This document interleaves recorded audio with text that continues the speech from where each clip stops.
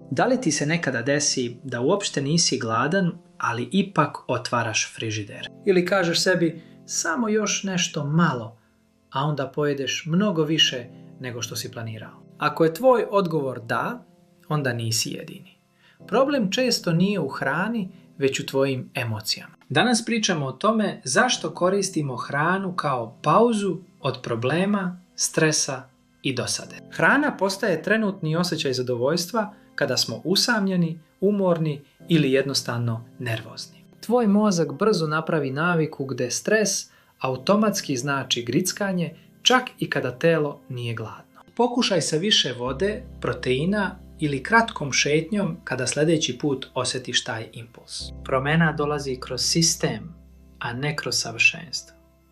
Nemoj mrzeti sebe zbog jednog lošeg dana. Pošalji mi poruku sa rečju kontrola za pristup besplatnom kursu o ishrani. Vidimo se.